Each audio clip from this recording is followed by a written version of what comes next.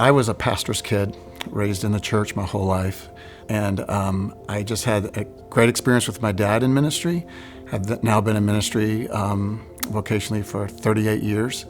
I've had a number of different roles: student worship, discipleship. I was a campus pastor for a while.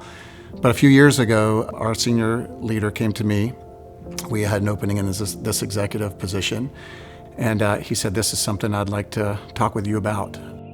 So much of my role is taking what our senior pastor has as his heart and vision, and being really a liaison, I think, between the vision of our pastor and all of those of us who are going to implement the vision that God has given to him.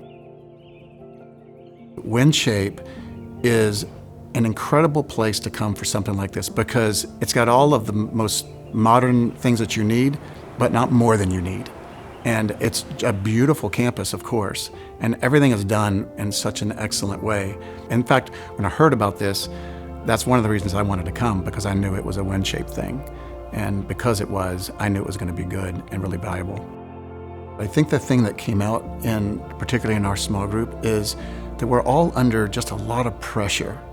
It's pressure we want because we feel called to it. But we talked a lot about soul care in response to all of that and how valuable that is. And that's something that I've always been really focused on. I try to stay really focused on soul care. And I was just reminded of how important it is to continue that. Like I can't back up on that at all. I've got to continue just to make sure that the main thing remains the main thing in my own heart, that my relationship with Christ is just what's driving everything that I'm doing. And there was a guy in our group that just was having a moment. I mean, he was just carrying a lot of really heavy things. I'm getting choked up just thinking about it right now, like I really am.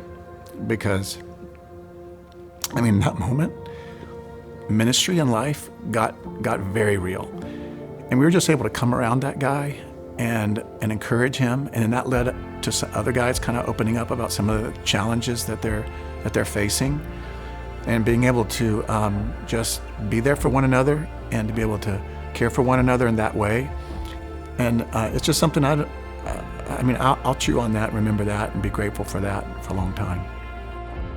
I think our role is one of the hardest roles in the church.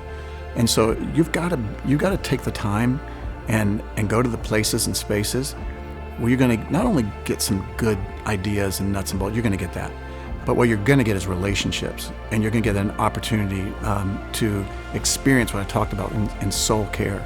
That for the sake and the tenure of your ministry, you have to take care of taking care of you. You need to attend something like this.